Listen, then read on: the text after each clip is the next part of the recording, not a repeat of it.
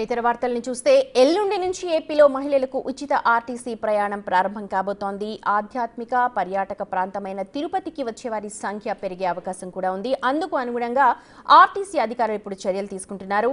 అయితే తిరుమలకు వెళ్లే బస్సులకు మాత్రం ఈ పథకం వర్తించదు. దీని కారణాలపై తిరుపతి ఆర్టీసీ ప్రజా రవాణా అధికారి జగదీష్తో మా ప్రతినిధి దామోదర్ ఫేస్ టు ఫేస్ చూద్దాం. 15వ తేదీ నుంచి రాష్ట్ర ప్రభుత్వం ప్రతిష్టాత్మకంగా స్త్రీశక్తి పథకం పేరుతో మహిళలకు ఉచిత రవాణా బస్సు సౌకర్యాన్ని ఏర్పాటు చేస్తుంది. ఈ నేపథ్యంలో రాష్ట్రంలో అతి పెద్ద జిల్లా, ముఖ్యంగా అతి ప్రాముఖ్యత కలిగిన జిల్లా తిరుపతి జిల్లా అని చెప్పవచ్చు. ఓవైపు తిరుమల శ్రీవారి దర్శనానికి వచ్చేవారితో పాటు ఇటు ఏదైతే శ్రీకాళహస్తి, కాణిపాకంతో పాటు శ్రీహరికోట, మరోవైపు ఏదైతే ఇటు పులికాట్ సరస్సుకు వెళ్ళే యాత్రికులు కూడా పెద్ద సంఖ్యలో ఉంటారు. ఇలాంటి అతిపెద్ద జిల్లాలో ముఖ్యంగా విహారయాత్ర స్థలాలు, భక్తి స్థలాలు ఉన్న నేపథ్యంలో ఆర్టీసీకి మరింత అదనపు భారం పడే అవకాశం ఉంది. ఈ నేపథ్యంలో ఆర్టీసీ 15వ తేదీ నుంచి ఎలాంటి చర్యలు తిరుపతి నుంచి తీసుకోబోతుంది, తిరుపతి అధికారులు ఈ విషయం మీద ఎలాంటి చర్యలు తీసుకోబోతున్నారు, మనతో మాట్లాడడానికి తిరుపతి ప్రజా రవాణా అధికారి అయిన జగదీష్ గారు, అదేవిధంగా బాలాజీ గారు ఉన్నారు. వారిని అడిగి ఎలాంటి చర్యలు తీసుకోబోతున్నారు, ముఖ్యంగా బస్సులన్నీ మరమ్మతులకు గురవుతున్న నేపథ్యంలో చాలా వరకు ప్రయాణికులు ఇబ్బంది పడుతున్నారంటూ విమర్శలు కూడా వస్తున్న నేపథ్యంలో ఎలాంటి బస్సులు కేటాయిస్తున్నారు, ఎంత ఖర్చు తిరుపతి జిల్లా వరకు పెట్టబోతున్నారు అన్న విషయాలు మనతో మాట్లాడడానికి వీరు సిద్ధంగా ఉన్నారు. ముందుగా జగదీష్ గారితో మాట్లాడడం. సార్, ఎన్ని బస్సులు ఇందుకోసం? ఇప్పుడు మనకు జిల్లాలో 850 బస్సులు నడుపుతున్నామండి. దీంట్లో మనకు ఉచిత ప్రయాణిక అనుమతించబడిన బస్సులు ఏంటంటే Palle Velugu, ultra Palle Velugu, express, metro express, city ordinary. మనకు సిటీ ఆర్డినరీ బస్సులు లేవు. మిగిలిన 4 బస్సుల్లో కూడా మనం అలో చేస్తున్నాము. వీటికి సంబంధించినంత వరకు మనకు 360 బస్సుల్లో మహిళలకు ఉచిత ప్రయాణం ఉంటుందండి. సార్, ఇప్పుడు మన జిల్లా వరకు 360 అంటున్నారు. బయట నుంచి జిల్లాల నుంచి కూడా వస్తాయి కదా సార్ పెద్ద ఎత్తున ఈ ఎక్స్ప్రెస్ సర్వీసుల ద్వారా కూడా భక్తులు వచ్చే అవకాశం? డెఫినెట్గా ఇప్పుడు రెగ్యులర్ సర్వీసులు రాష్ట్రంలో ఉన్న ప్రతి జిల్లా నుంచి కూడా మనకు తిరుపతికి బస్సులు ఉన్నాయి కాబట్టి వాటిలో కూడా వస్తారండి. సార్, ఇప్పుడు తిరుమల వరకు ప్రభుత్వం టికెట్ ఖచ్చితంగా కొనాలంటూ ఒక నియమం పెట్టింది. ఈ తిరుమలకి ఎన్ని బస్సులు నడుస్తున్నాయి? తిరుమలకు దాదాపు 340 బస్సులు నడుపుతున్నామండి. వాటిలో ఉచిత ప్రయాణానికి అనుమతి లేదు. సార్, మరోవైపు కాకుండా మనము ఇంటర్ స్టేట్ సర్వీసులు అంటే అంతర్రాష్ట్ర సర్వీసులు చెన్నై, బెంగళూరు, కంచి లాంటివి తిరిగే బస్సులు కూడా ఉన్నాయి మనది. వాటిలో కూడా ఉచిత ప్రయాణానికి అనుమతి లేదు. సార్, మన రాష్ట్ర సరిహద్దు వరకు ఏమైనా వెళ్ళే అవకాశం ఉంది అందులో? లేదండి, ఇంటర్ స్టేట్స్ బస్సుల్లో అలాంటి అనుమతి లేదు. సార్, మరోవైపు ఏదైతే ఇటు కాళహస్తి, కాణిపాకం ప్రముఖ పుణ్యయాత్ర స్థలాలు, వాటికి ఇప్పుడు మీరు ఎక్స్ప్రెస్ సర్వీసులు, పల్లె వెలుగు లాంటి బస్సులు నడుపుతున్న నేపథ్యంలో వాటికి రద్దీ పెరిగే అవకాశం ఉంది. ప్రత్యామ్నాయంగా ఏమన్నా మరిన్ని అదనపు బస్సులు పెట్టే అవకాశం ఉంది సార్? డెఫినెట్గా అండి. ఇప్పుడు మీరు ఆ రూట్లో మీరు మనకు ఎక్కువ మంది ప్రయాణించే అవకాశం ఉందనే ఉద్దేశంతోనే మేము అక్కడ అదనపు బస్సులు వేసుకున్నాం, అదనపు ట్రిప్పులు కూడా వేసుకున్నామండి. అన్ని రహదారుల్లో, ప్రధాన రహదారుల్లో, ఈ ప్రధాన ఆలయాలైన కాళహస్తి, కాణిపాకంలో అదనపు బస్సులు వేసాం. కొన్ని అదనపు ప్రధాన రహదారుల్లో అదనపు ట్రిప్పులు కూడా వేసామండి. ఎలాంటి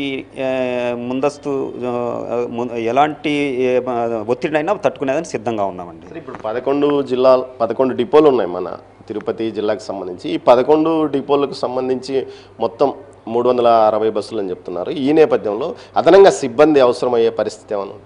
ఇప్పుడు మా బస్సుల్లో ఇప్పుడు దాదాపుగా 67% ఓఆర్ ఉందండి. ఆక్యుపెన్సీ రేషియో అంటాము, అది ఉంది. ఇంకా దాదాపుగా 33% ఖాళీగానే ఉంది.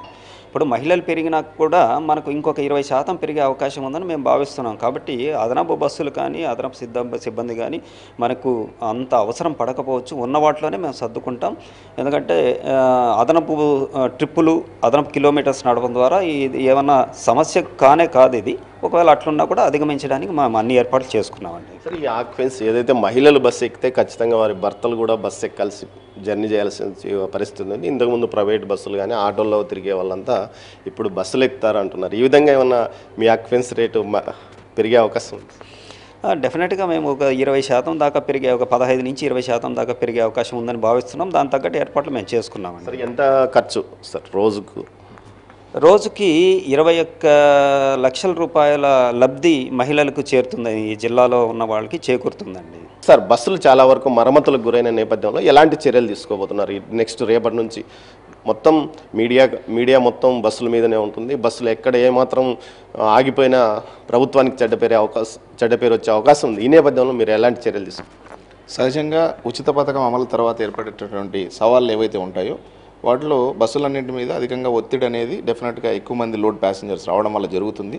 సో తదనుగుణంగా ఎప్పుడైతే మెయింటెనెన్స్ని మరింత కొత్త పద్ధతుల్లో మెయింటైన్ చేసే విధంగా మెకానిక్స్ అందరికీ కూడా మేము ఇన్స్ట్రక్షన్స్ ఇచ్చున్నాము. టైర్స్ విషయంలో అయితేనేమి, అధికమైనటువంటి లోడ్ పడిన తర్వాత స్ప్రింగ్స్ విషయంలో అయితేనేమి వచ్చేటటువంటి సవాళ్ళను ఎదుర్కొనే విధంగా అదనపు స్ప్రింగ్ అసెంబ్లీస్ని, టైర్స్ని ముందుగానే సమకూర్చుకోవడం జరుగుతున్నది.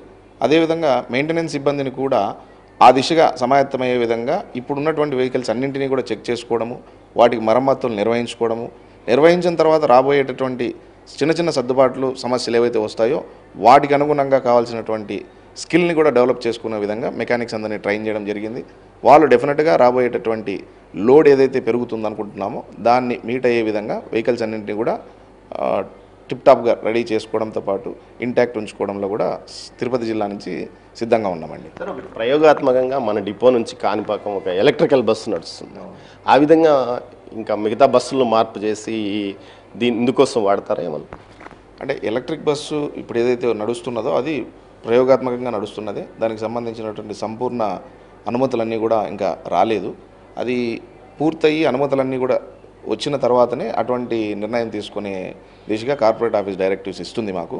తర్వాతనే దాని గురించి ఆలోచించగలం. ప్రస్తుతానికి అన్నీ కూడా డీజిల్ బస్సుల ద్వారానే ఈ యొక్క సర్వీసెస్ని ఇవ్వగలుగుతాం.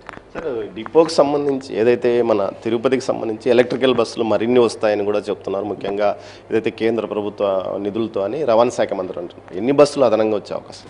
ఇప్పుడు మనకు ఆల్రెడీ 100 బస్సులు నడుస్తున్నాయి అలిపిరి డిపోలో. ఇంకొక 50 బస్సులు మనకు శాంక్షన్ అయి ఉన్నాయి. మనం మంగళం డిపో నుంచి ఆపరేట్ చేస్తాం. అవి కూడా తిరుమలకే నడుస్తాయండి. అయితే వీలైన త్వరలో వస్తాయి, ఒక 3-4 నెలల్లో వస్తాయని. సార్, 15వ తేదీ సాయంత్రం కానీ ఎక్కడి నుంచి ప్రారంభించబోతున్నారు? ఇప్పుడు రాష్ట్ర వ్యాప్తంగా ఒకేసారి స్టార్ట్ అవుతుంది కాబట్టి ఎక్కడి నుంచి అనేది ఒక పర్టికులర్ ప్లేస్ అనేది లేదండి. ఒకేసారి స్టార్ట్ అవుతుంది. అయితే టైం అనేది తర్వాత చెప్తాను. ఏదైతే తాము సిద్ధంగా ఉన్నాము, శ్రీశక్తి పథకానికి సంబంధించి పూర్తి స్థాయిలో సిద్ధంగా ఉన్నాము, అందుకోసం బస్సులను రెడీ చేస్తున్నామంటూ తిరుపతి ప్రజా రవాణా అధికారి జగదీష్తో పాటు ఆయన డిపో మేనేజర్ అయిన బాలాజీ గారు చెప్తున్నారు. ముఖ్యంగా అత్యంత ఒత్తిడి ఉన్న ప్రాంతం కావడంతో ఈ అత్యంత జాగ్రత్తగా తాము ముందుకు వెళ్తాము, శ్రీశక్తి పథకాన్ని విజయవంతం చేయడానికి అన్ని రకాల చర్యలు తీసుకుంటామని అధికారులు చెప్తున్నారు. కెమెరా పర్సన్ పురుషోత్తంతో దామోదర్.